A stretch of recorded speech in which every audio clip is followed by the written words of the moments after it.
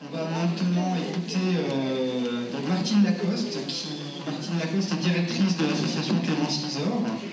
Elle est également déléguée régionale Midi-Pyrénées de la Fédération Addiction.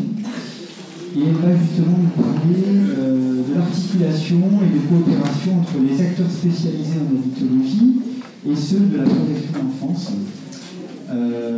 Comment travailler ensemble, quelle synergie on peut mettre en œuvre pour essayer justement d'améliorer les choses. Merci Georges. J'ai deux ennemis, un à l'intérieur, un trouille. Passé en dernier, j'ai entendu vachement de choses intéressantes et donc je suis assez terrifiée d'être là. Et la deuxième, c'est le micro. Je ne sais pas comment je vais m'en tirer. Lequel des deux va réussir à trouver la bonne distance, j'en sais rien. En tout cas, bonjour. C'est un plaisir et puis un honneur de pouvoir apporter une contribution aux travaux de la Fédération Addiction sur le thème maternité et addiction. Je le ferai de ma place de directrice de l'association Clémence Isor et aussi dans le cœur de déléguée régionale de la Fédération Addiction. Clémence Isor porte plusieurs dispositifs, dont un dispositif médico-social qui reçoit parmi le public accueilli de nombreuses femmes, pour certaines en situation de maternité, qu'elles vivent ou pas avec leurs enfants. Il s'agit d'un centre de soins avec des consultations ambulatoires, médicales, psychologiques, sociales, éducatives, juridiques. Un centre de soins qui a la particularité d'avoir un réseau de familles d'accueil sur tout le Midi-Pyrénées, un dispositif d'appartement thérapeutique pour accueillir justement ces mamans avec enfants, ou ses parents, ou bien des pères avec enfants, un CARUD, centre d'accueil, vous vous rappelez ici, centre d'accueil d'accompagnement à la réduction des risques pour usagers de drogue, et depuis une vingtaine d'années, un dispositif d'équipe mobile qui se déplace dans les différents dispositifs qui ne sont pas spécialisés en addictologie et qui, malgré tout, accueillent les parents aux prises avec les addictions. Pour commencer cette proposition, je veux remercier tout spécialement le Conseil départemental de la Haute-Garonne et avant le Conseil général qui fut, en 1992, un des premiers, si ce n'est le premier en province, à permettre l'accueil des enfants auprès de leur mère, usagère de drogue, dans ce dispositif conjointement financé par ailleurs par la DAS et aujourd'hui par l'ARS. Et je ne doute pas que vous ferez notre ambassadeur auprès d'eux. Nous allons explorer donc l'angle qui est celui des partenariats entre les dispositifs spécialisés et les dispositifs de droit commun.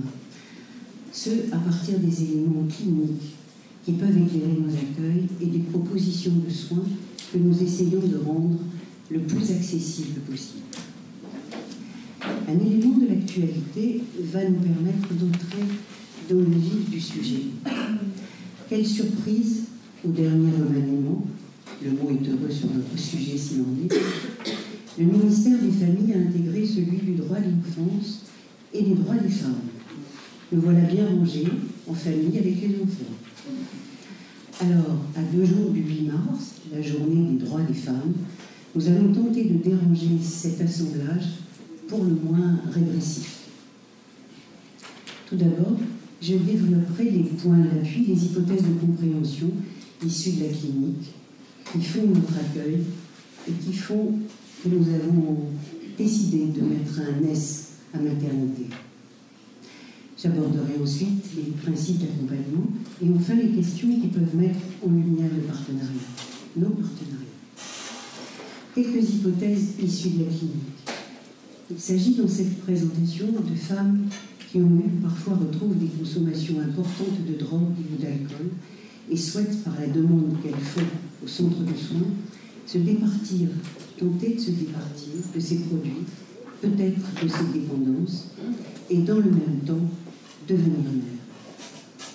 Les mères tentent une espèce de saut périlleux compliqué, qui est de lâcher la toxicomanie au profit de la maternité, disait Serge Lay, psychologue à Clémence Isor. Mais l'enfant, rapidement, ne va pas jouer le jeu, il va en faire qu'à sa tête, et c'est tant mieux. Au bout de ces quelques mois, il voudra même marcher loin d'elle. Et c'est d'ailleurs sa chance à lui, sa chance à elle.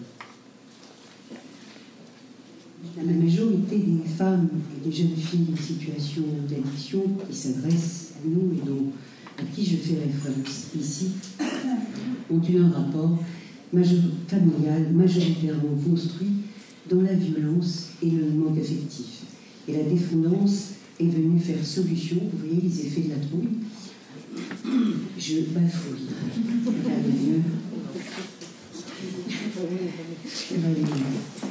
Donc ces femmes qui s'adressent à nous ont un rapport familial majoritairement construit dans la violence et le manque affectif.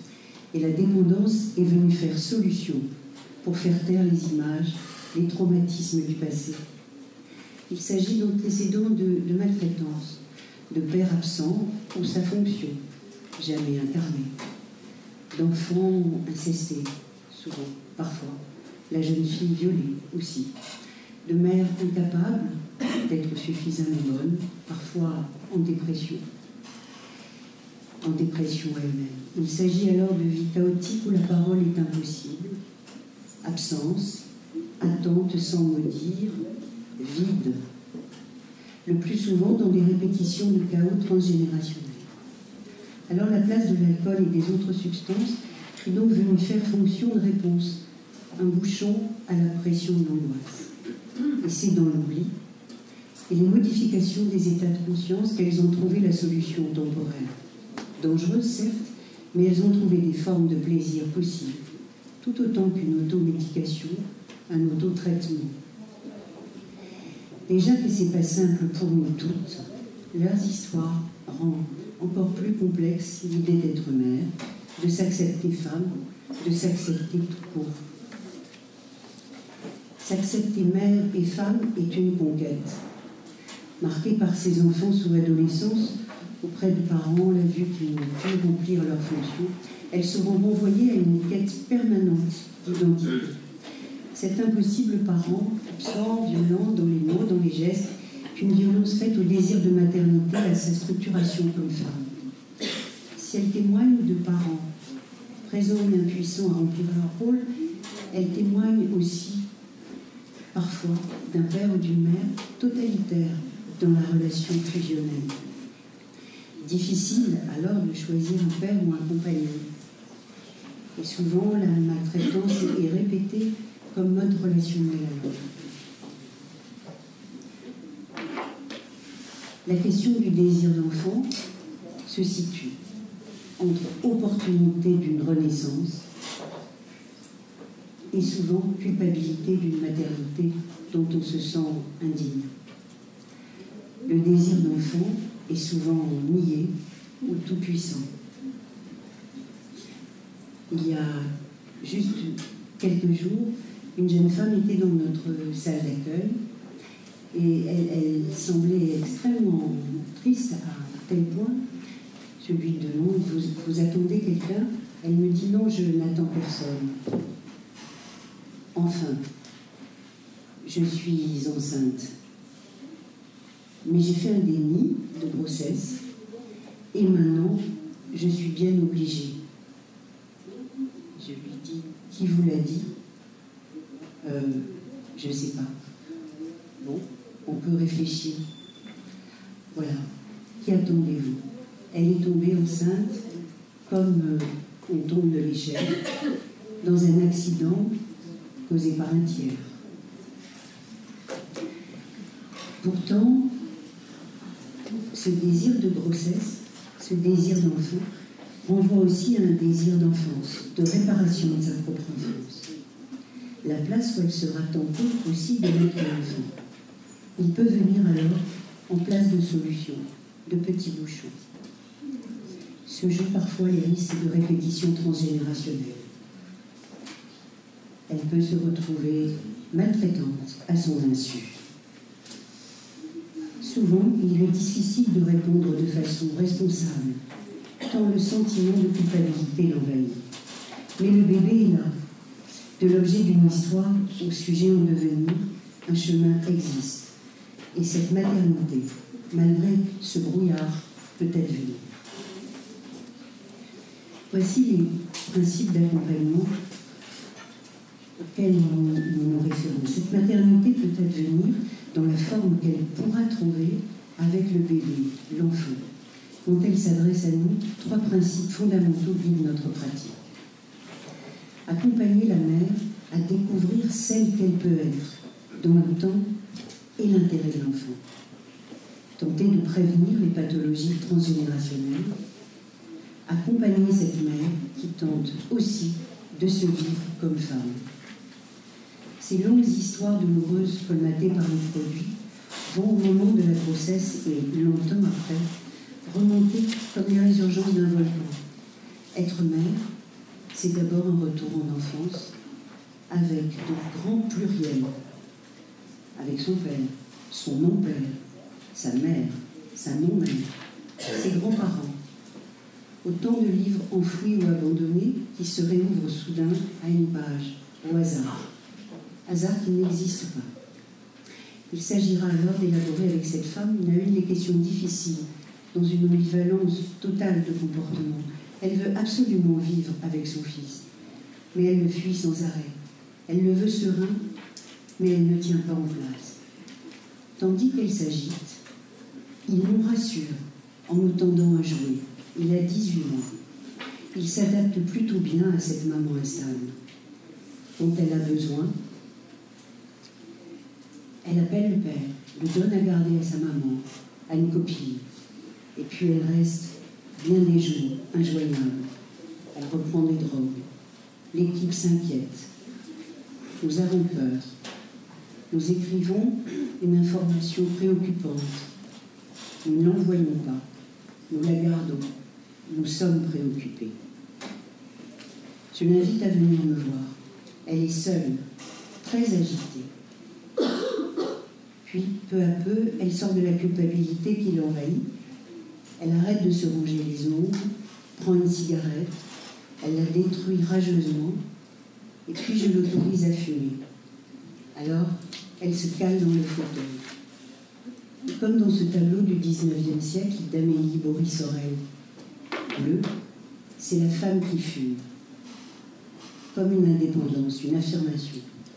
Elle pleure de ne pouvoir et vouloir vivre avec l'enfant au quotidien, tout autant que de vouloir retrouver sa vie jet-set, libre d'aimer les hommes, la cocaïne, la fête.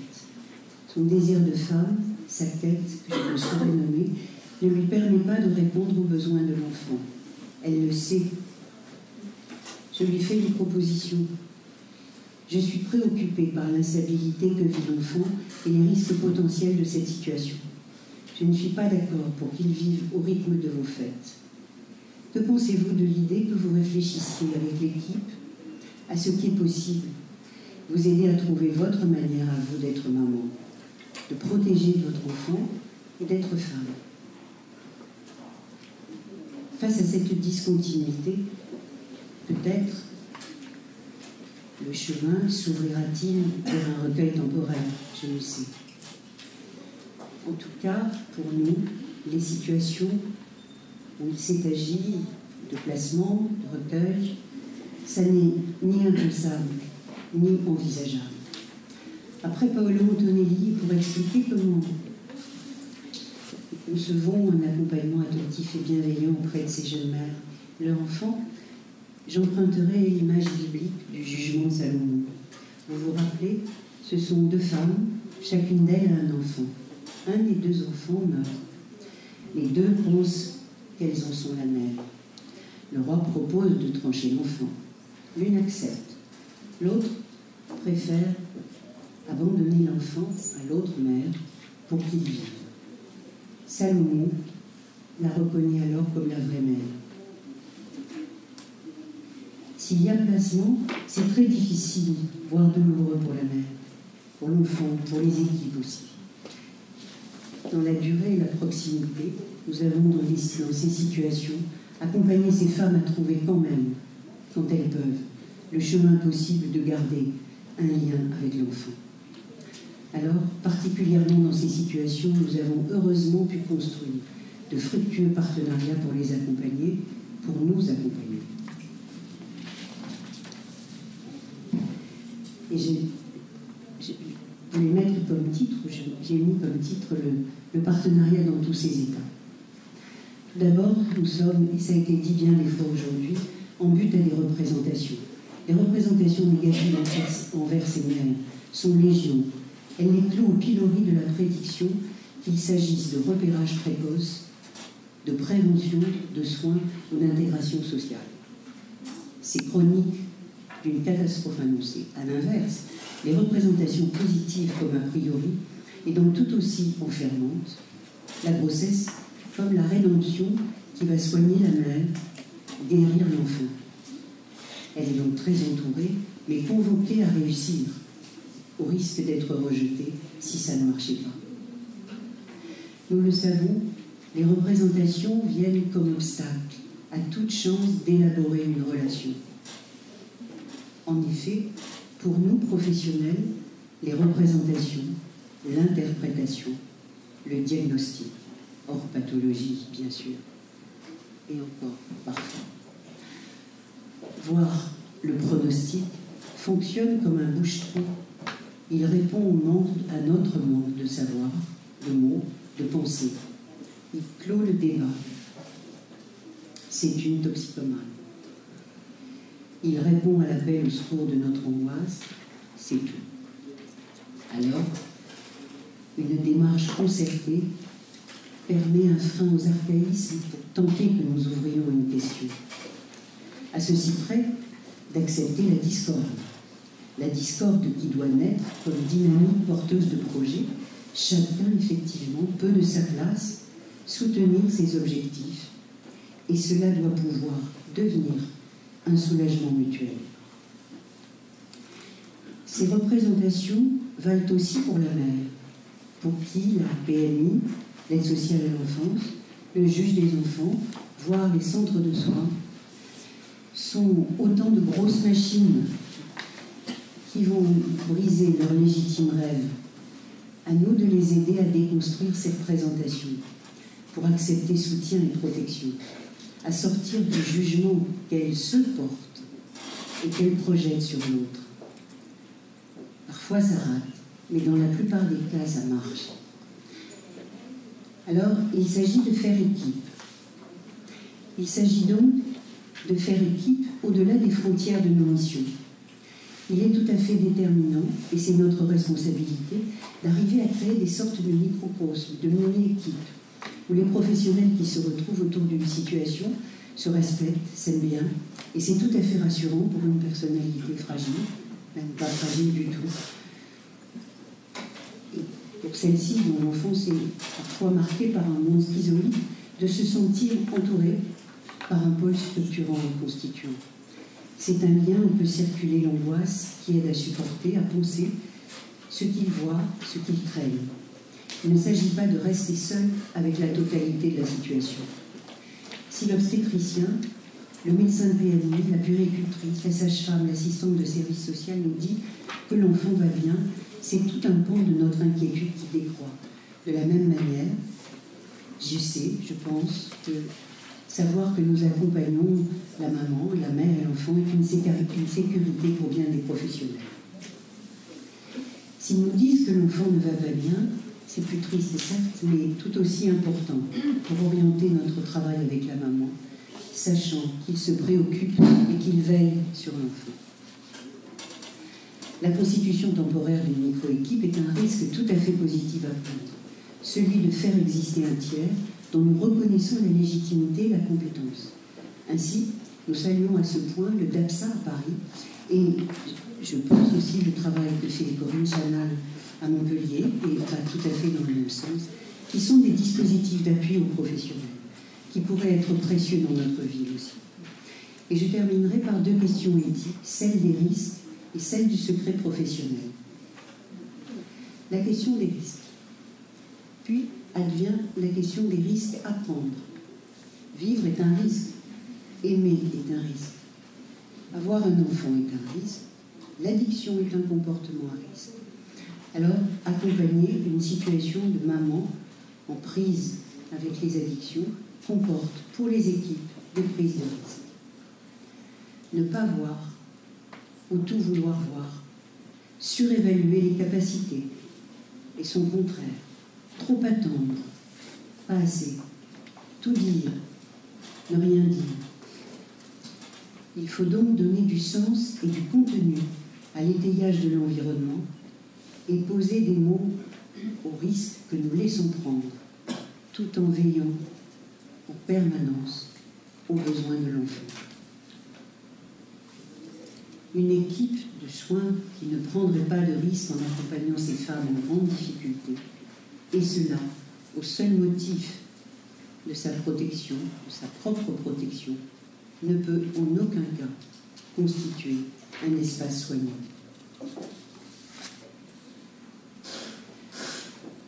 Advient alors la question du secret professionnel, de l'information partagée, la confidentialité. L'historique de cette notion remonte à l'Antiquité et s'appliquait à la relation médecin-patient.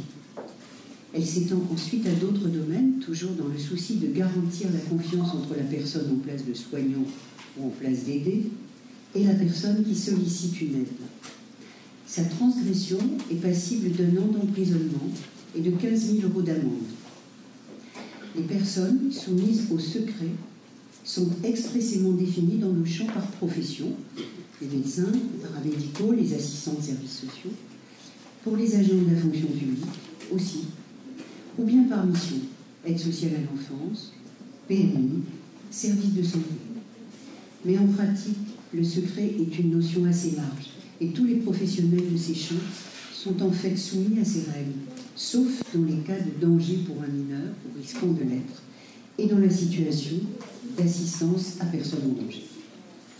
Le partage de l'information est lui aussi toujours cadré, à savoir qu'il doit être justifié par le partage d'informations strictement nécessaires. C'est en 2013 que le Conseil supérieur du travail social s'est saisi du sujet pour émettre des recommandations et des limites qui vont toutes dans le sens du partage qui se réduit à ce qui est nécessaire pour l'exercice des missions. Il s'agit de ne pas confondre, dit-il, l'information nécessaire et l'envie de transparence. Il y a aussi une obligation d'informer la personne et d'obtenir chaque fois son consentement, ainsi que de lui présenter les voies de recours. Et enfin, de veiller et de cibler les champs de compétences et de légitimité de chacun. La question complexe, c'est peut-être de nommer clairement le champ des informations utiles à partager entre services de protection de l'enfance et dispositifs spécialisés, et ce qui doit être considéré comme du domaine de l'intime, dans la confidence, sachant, nous en sommes convaincus, que toute volonté de transparence s'apparente à des formes de violence institutionnelle. Peut-on travailler avec l'opacité d'un sujet, dans l'insondable décision de l'être qui aspire parfois à un au-delà de son bien-être raisonnable? Oui, de toute façon. Parce que la plupart du temps, nous nous ignorons à nous-mêmes et que le rapport de la conscience nous appartient. C'est la limite éthique posée depuis l'Antiquité entre le fort intérieur et le fort externe. La question de l'information partagée se complexifie dans les cas de maternité et addiction, notamment lors de la reprise de produits, car elle interroge aussi la responsabilité des professionnels. Pour la mère apparaît souvent le déni pour se protéger des conséquences, du jugement, nous renvoyons à nos ambivalences. Avant les années 2000, l'application stricte du règlement de fonctionnement des centres de soins faisait que dans bien des situations de reprise de produits, ces reprises de produits conduisaient rapidement à l'arrêt des prises en charge, notamment dans les dispositifs résidentiels, et particulièrement, bien sûr, dans les situations de maternité. Et elles conduisaient vers la protection de l'enfance. J'ai connu même le temps du sida, où pour une maman usagère de drogue, certaines maternités que je ne nommerai pas, plaçaient systématiquement l'enfant, soit au service de protection de l'enfance, soit dans une secte qui s'appelait le Patriarche, qui sévissait dans notre région. Le placement était automatique et a priori. Heureusement, les temps ont changé, la démarche est fermée, les choses ont évolué. Aujourd'hui et depuis les années 94-2000,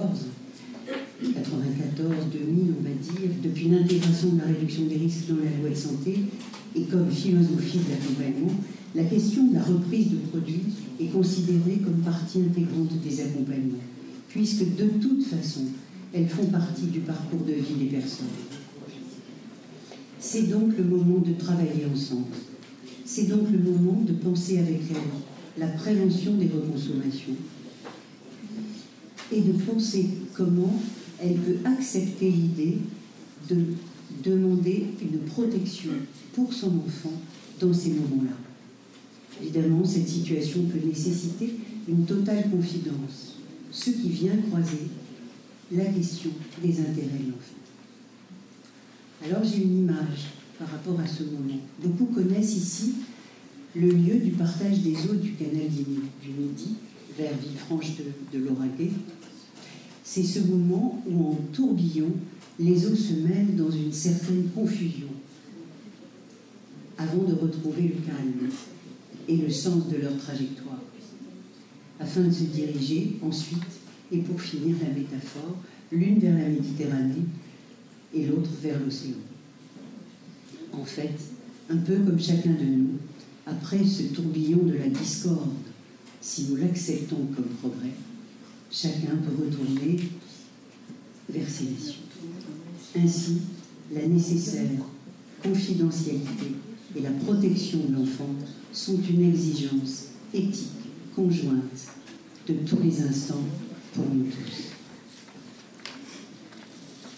En conclusion, quelques mots. Aux marges de nos mondes, beaucoup de ces femmes éclairent la norme, parce qu'elles ont, plus que d'autres, du mal à s'aimer, à se laisser aimer, et qu'elles permettent d'interroger le plus de notre humanité. Cela fait écho avec moi, pour moi, cela, il en fallait un, voilà.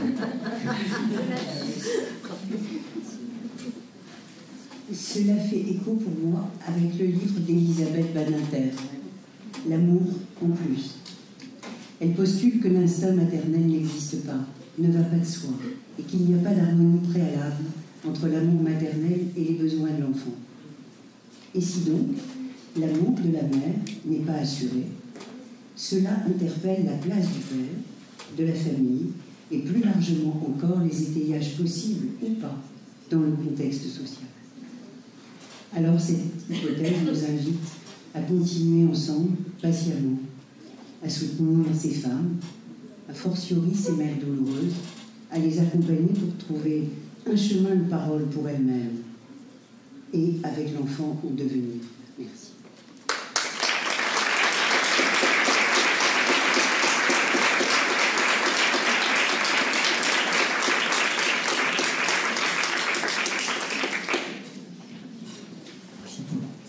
On est parti puisque au niveau du timing, en tout cas, on a le temps de prendre quelques questions. Non, j'avais pas une question, mais j'avais une information importante. Parce que cette question du secret professionnel, dans le travail en partenariat, c'est le monstre du Loch Ness. On s'y perd à chaque fois, c'est horriblement compliqué, et ça crée entre nous des dissensions et des rancœurs. C'est non seulement souvent inefficace, donc après on s'en veut. Il y a un juriste qui a écrit un blog, et il y a, dans la loi de santé de janvier 2016, il y a un article qui modifie. Il y a un article qui modifie. Excusez-moi, je rigole tout le temps. du tout. C'est donc un article qui modifie les questions du secret professionnel, avec tous les risques que comportent les modifications. Ce garçon a un blog, il s'appelle Christophe Daadouche, D-A-A-D-O-U-C-H, dans lequel il fait un commentaire de la modification du loi du secret professionnel, des risques. C'est-à-dire que maintenant, le secret professionnel, énormément de professions sont couvertes par le secret professionnel, ce qui peut apparaître comme un progrès en soi, sauf qu'on peut imaginer que si tout le monde est couvert par le secret professionnel, tout le monde va pouvoir échanger, et qu'en fait, il faut lire, c'est le juriste, c'est pas moi. Après, la deuxième question sur le secret, je me dis que on parle parle souvent de la relation de confiance entre un patient et son soignant, quel que soit le soignant. Et moi, j'aimerais bien qu'on travaille plus sur la confiance qu'on a dans nos partenaires. C'est-à-dire que je peux peut-être parler de ma peur ou du risque si j'ai confiance au partenaire. Hein, et que ça, c'est ce qu'on ne travaille pas assez. On présuppose que parce que nous sommes dans un professionnel, c'est formidable, sauf que ce n'est pas formidable du tout. Que par exemple, si je prends la question du risque, nous n'avons absolument pas le même concept du risque. On n'a pas le même concept du risque quand on a des professions différentes. Le psychiatre, par exemple, le risque, ça, on ne connaît pas, on comprend complètement. D'autres professions sont un petit peu plus touchées par le risque. Donc déjà, on ne parle pas de la même chose. Mais déjà, entre nous, j'ai pris l'exemple dans une formation que je faisais la semaine dernière. Il se trouve que la psychiatre qui était là, c'est une fille que je connais depuis très longtemps. Et alors moi, le risque, c'est vrai que ça m'atteint assez peu. Elle, je sais que c'est une suppeuse. Donc je lui prise comme exemple, je dis voilà, si elle vous dit c'est une situation risquée, et que moi je vous dis c'est une situation qui n'a pas de risque, il ne faut croire ni elle ni moi. Il faut que vous repériez que nous avons des attitudes différentes et que vous puissiez traduire ce que nous disons en fonction de ce que nous sommes. Et vous saurez que le risque est au milieu. Entre la suppeuse et la jamais suppée. Parce que il faut pas. Non, mais ça veut dire que ce travail de partenariat, comme vous expliquez Corinne, ou comme ce qu'on essaie de faire sur la Ligue de France, c'est aussi comment nous essayons de faire un compagnonnage avec nos partenaires, un compagnonnage de longue haleine, ce qui fait qu'on arrive à travailler des situations qui se terminent bien ou qui se terminent moins bien, mais en ayant le sentiment d'avoir fait chacun ce qu'il pouvait faire de mieux, pour ne pas avoir de rancœur et d'amertume entre nous et avoir envie de se retrouver à la situation suivante. Parce qu'on se parle plus de nous-mêmes que de nos patients. C'est une des façons de respecter le secret, d'ailleurs. On dévoile plus ce que nous faisons que ce que fait la patiente, donc on préserve quelque chose de son activité à elle à chaque fois. On n'a même plus besoin de se le raconter. Et ça, je pense que c'est une des façons d'avancer sur cette question du secret qui est si délicate. Donc allez voir le blog. Je compléterai en disant justement au niveau de la Fédération Addiction, on a prévu de sortir un document très prochainement et il y aura une partie du document qui analyse justement les impacts de la loi de santé sur le secret professionnel. Donc on va conclure la journée et je voulais donc vous rappeler de bien remplir du coup, la feuille d'évaluation, c'est important pour ceux qui vont nous quitter. Vous dire, remercier l'ARS, l'Amplification Midi-Pyrénées et le conseil départemental de Haute-Garonne pour le soutien qu'ils ont apporté à cette journée. Je voulais également remercier évidemment les intervenants pour la qualité de leurs apports et des échanges qu'on a pu avoir durant toute la journée. Je voulais remercier également Clémence Isor, je voulais remercier Émilie pour le soutien qu'elle a apporté à la journée, évidemment Martine Lacoste et aussi Cécile Bettendorf et Émilie Ruffier pour le travail d'organisation, de préparation de la journée. Merci beaucoup et merci beaucoup à tous. Je vous donne rendez-vous le 9 et 10 juin prochain pour les Journées nationales de la Fédération Addiction à Marseille. Et durant cette journée, évidemment, cette question des femmes, du genre, de la maternité seront largement abordées dans les ateliers